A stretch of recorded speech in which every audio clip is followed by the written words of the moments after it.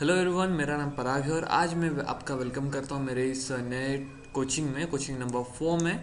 जी हाँ दोस्तों, एक्चुअली मैं इस जो सॉन्ग की जो मैं एक ट्यूटोरियल बना रहा हूँ, इस ट्यूटोरियल के चलते मैं ये अपना फोर्थ क्लास है और फोर्थ क्लास में मैंने डाला है linear and volumetric changes of the bodies.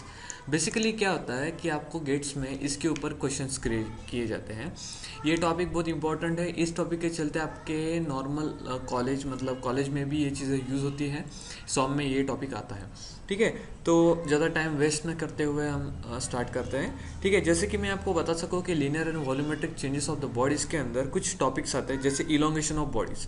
ठीक है, इलोंगेशन ऑफ बॉडीज़ है कैसा है, मतलब ये इसका elongation is nothing but a change in a volume.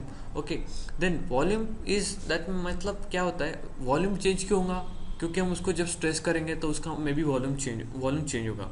ठीक है, साथ में उसका वॉल्यूम कभी रिगेन होता है या कभी नहीं होता है, वो depend upon is the behaviour of the material.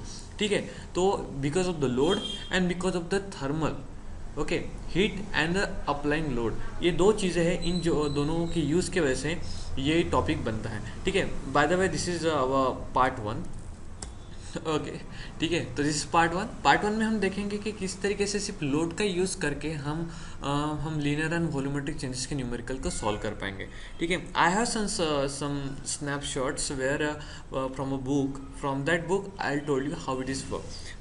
वैसे भी मैं आपको कुछ चीज़ बताना चाहता हूँ कि इसमें एक सिंपल फार्मूला है जो कि रहेगा delta L equals to P L upon A, where P equals to, okay, जैसे कि मैं आपको यहाँ पे बता सकूँ, it's P L divided by A and E, where P is a load, okay, capital P capital L, way P L, okay, P is a your load, L is a length, A is a area and E is a Young's modulus.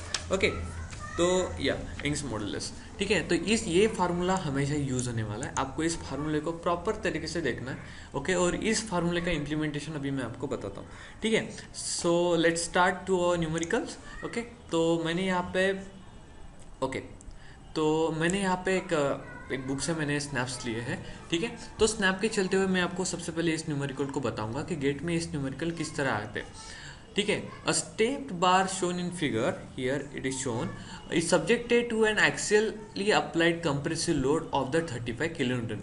देखो इसमें क्या हो रहा है, axially compressive load apply किया जा रहा है। एक्सियली मतलब क्या होता है, देखो इसी लाइन ऑफ एक्शन में, ठीक है, अप्लाई किया जा रहा है। कंप्रेसिव लोड का मीनिंग क्या हो रहा है, दबाना। टेंशन की लोड, टेंशन लोड मतलब खींचना। ठीक है, कंप्रेसिव लोड ऑफ 35 किलोमीटर इसमें अप्लाई हो रहा है। अपने को निकालना है find the maximum and minimum stress produce. इस फिगर में इस ये जो एलिमेंट है जो उन्होंने दिया है, स्टेप बार जो उन्होंने दिया है, ठीक है, ये जो स्टेप बार यहाँ पे बोला है उन्होंने, उसके अंदर अपने को मैक्सिमम एंड मिनिमम स्ट्रेसेस इन्होंने कितने प्रोवाइड मतलब आएंगे कंप्रेसिव लोड के 35 किलो न्यूटन के वजह से हमको निकालना है। ठीक है, सो इसमें जैसे कि मैंने अभी आपको फार्मूला बताया, पी एल अपॉन ए। ओके, नाउ पी मतलब हो गया लोड, एल मतलब हो गया लेंथ, ए मतलब हो गया एरिया, ई मतलब हो गया यंग्स मॉडुलस। सो नाउ हमें पी मिल गया 35 किलो न्यूटन, मैंने उसको न्यूटन में कन्वर्ट किया। अगर आपको न्यूटन में कन्वर्ट करना है तो आपको 10⁻³ से मल्टीप्लाई करना पड़ेगा। After diameter of the upper part, देखिए डायमीटर सबसे पहले मैं निकालूंगा, अपर पार्ट का पे डायमीटर दिया 2 सेंटीमीटर। ठीक है, मतलब उसको मैंने कन्वर्ट किया 20 mm में, इसको 3 सेंटी मतलब हो जाएगा 30 mm में। ओके, नाउ अभी देखो, अभी हमारा फार्मूला फिर से क्या बोलता है, पी एल अपॉन ए ई। सो अपन एरिया निकाल लेते हैं। ठीक है, ए मतलब π/4 इंटू डी स्क्वायर। अभी मैंने डी स्क्वायर क्यों बोला, क्योंकि उन्होंने स्टेप बार बोला है। What does it mean bars, it is having diameter of the 2 centimeter dia. Okay, so diameter circular रहता है तो हम एरिया कैसे निकालते, π/4 इंटू डी स्क्वायर, मिल गया। अपर पार्ट का, लोअर पार्ट का 30 सेंटीमीटर है, ऊपर का 20 सेंटीमीटर है, जैसे कि मैंने यहाँ पे मतलब एम में कन्वर्ट किया, sorry not centimeter, it is M. Okay, मैंने कन्वर्ट कर लिया, हमें एम स्क्वायर में मिल गया। ओके, नाउ आफ्टर दैट ये हमने यहाँ पे क्या लिखा है, देखो the stresses is equals to the load divided by area. ठीक है, स्ट्रेस का फार्मूला क्या है, load upon area. So what does it mean, stresses is equals to load divided by area, that means P by A.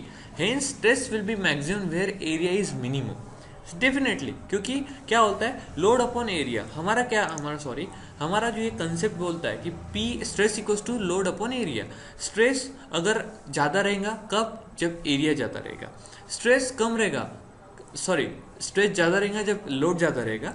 Stress कम रहेगा जब area कम, area inversely proportional रहेगा। ठीक है, अगर एरिया भी स्ट्रेस के बराबर है देन यूर ओके, बट हमारा फार्मूला से बोलता है कि नहीं, हमारा फार्मूला बोलता है कि stress equals to load upon area, मतलब स्ट्रेस मैक्सिमम रहेगा, जब लोड ज्यादा रहेगा तो स्ट्रेस ज्यादा रहेगा, जब एरिया कम रहेगा तो स्ट्रेस क्या रहेगा तुम्हारा, इनवर्सली प्रोपोर्शनल रहेगा। ठीक है, तो सेम ईयर हमको मैक्सिमम स्ट्रेस निकालना है, तो load upon area, load 35 × 10⁻⁴ divided by A1, इसमें इस तक है, मिनिमम एरिया A2 में हो गया। ओके, तो इस तरीके से एक न्यूमेरिकल आपका हो गया सॉल्व। इस तरीके के क्वेश्चन गेट में समवॉट पूछे जाते हैं। Now we are further proceeding for the next numerical. देखो, ये इस तरह के न्यूमेरिकल में भी पूछते जाते हैं, लेकिन एग्जाम में, यूनिवर्सिटीज में ये हालांकि पूछते हैं। ठीक है, अभी मैं आपको इसके बारे में बताता हूँ। न्यूमेरिकल है an axial pull of 35,000 newton okay is acting on a bar consisting of 3 lengths as shown in figure. If the Young's modulus, that means E, is given equals to 2.1 multiplied by 10⁵ Newton per mm square, determine stresses and determine total expansion in bar. देखिए, हमें P दिया है Newton में, ठीक है, उसके बाद length हमें इसमें फिगर में दी है, यंग्स मॉडुलस दिया है, हमें एरिया निकालना है। Okay, what we have to determine? We have to determine stresses and total expansion. Okay, so let's go. देखो, फर्स्ट इसका 2 centimetre, third 3 centimetre, 5 centimetre, section 1 to 3। यहाँ पे बोला है एक्सियल पुल, पुल मतलब टेंशन फोर्स, बाहर खींचना, पुश मतलब अंदर, इनसाइड के साइड में। Okay, now the given solution is like, अगर मैं पहले इसके बात करूँ, मुझे लोड दिया है 35,000। ओके, L1 की सेक्शन की लेंथ देखता हूँ तो मैं ये 20 सेंटीमीटर। ओके, L2 की देखता हूँ तो 25 सेंटीमीटर और L3 की है 22 सेंटीमीटर। ओके, इसका डायमीटर कन्वर्ट करूंगा, एरिया निकालूंगा, डायमीटर कन्वर्ट करूंगा, एरिया निकालूंगा, डायमीटर कन्वर्ट करूंगा, एरिया निकालूंगा। Now Young's modulus is given E = 2.1 × 10⁵ newton पर mm स्क्वायर। ओके, ये तो चीजें आप सब सिंपल ऐसे निकाल लेंगे, निकालने की भी जरूरत नहीं है, सिर्फ देखो और इधर लिख दो। ठीक है, लिखो मतलब रफ पेपर, एक पेज मिलता है आपको गेट में। ओके, एक डायरी टाइप मिलती है, आपको उस पर सॉल्व करना होता है। ओके, नाउ यंग्स मॉडुलस पहला है स्ट्रेसेस इन इस सेक्शन, अभी हमें स्ट्रेसेस निकालना है हर एक सेक्शन में। ठीक है, तो मैं पहले सेक्शन की अगर बात करता हूँ, ठीक है, सेक्शन 1 के बारे में बात कर रहा हूँ मैं। ठीक है, तो देखो क्या हो रहा है, stress equals to P upon A, stress equals to load upon area. ठीक है, तो देखो लोड दिए, एरिया मैंने निकाला यहाँ पे। ओके, मैंने डाला, निकाल लिया, स्ट्रेसेस निकाल लिया। सिमिलरली स्ट्रेसेस दूसरे सेक्शन के लिए भी निकाले, तीसरे सेक्शन के लिए भी मैंने निकाल लिए। ठीक है, नाउ ये हो गया पहले का आंसर कि स्ट्रेसेस निकालो। हमारा स्ट्रेस का फार्मूला है लोड अपॉन एरिया, तो मैंने लोड अपॉन एरिया यूज करके मैंने स्ट्रेसेस निकाले। आफ्टर दैट मुझे अभी टोटल एक्सपांशन निकालना है, बार में कितना होता है। तो टोटल एक्सपांशन निकालने के लिए मुझे क्या फार्मूला है, मैंने जो आपको बताया। Okay, delta L = PL upon AE। ठीक है, तो देखो P and A is equal, E is the same for each and every one because material is same. Load is acting pull to each and every one bar. Okay, just L1 and A1 is changes. So I am taking P and E as a common and remaining term as a inside. So putting formula, I get answer 0.138 is a total expansion occur because of only pull force of 35 Newton on a particular bar. Okay, so this is your answer. Okay, now there is also next numerical for you guys. Okay, here the brass bar having which bar, brass bar. Okay, brass bar is having the cross sectional area 1000 mm square is subjected to an axial force given in a figure. Okay, similarly area is given, Young's modulus is given, we have to determine total expansion, find the total elongation of the bar, take E = 2. Okay, so now what we have to do, हम क्या करेंगे, इन तीनों को separate करेंगे। ठीक है, देखो अभी इसमें क्या, पहले न्यूमेरिकल में क्या एक ही लोड था। ओके, ना इस न्यूमेरिकल की बात अलग है थोड़ी। इसमें क्या देखो, ये इधर, ये जो AB की अगर मैं बात करूँ 50 किलोमीटर इसको इधर खींच रहा है, मतलब इस AB को 50 किलोमीटर इधर भी खींच रहा है, राइट। बाद में BC की अगर बात करूँ मैं, तो BC में देखो 80 किलोमीटर उसको पुश कर रहा है, लेकिन 50 किलोमीटर तो इधर जा रहा है ना, तो 80 में से मैं 50 ये करूँगा। ओके, सॉरी 80 की बात छोड़ो, देखो यहाँ पे ये है लोड है। ठीक है, तो 20 किलोमीटर उसको अंदर पुश कर रहा है, तो दोनों साइड से अंडर पुश करेगा। ओके, आफ्टर CD की वगैरह मैं बात करता हूँ, ओके सॉरी BD की बात मैं अगर करता हूँ, तो उसमें क्या होता है, देखो 10 किलोमीटर उसको इधर खींच रहा है, तो डेफिनेटली 10 किलोमीटर भी इसको इधर खींच रहा है।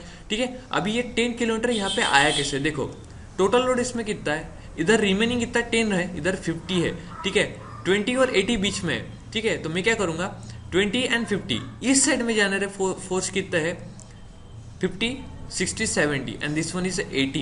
Okay, so minus this one, so we get 10 remaining over here. So they 10 यहाँ पे हो गया.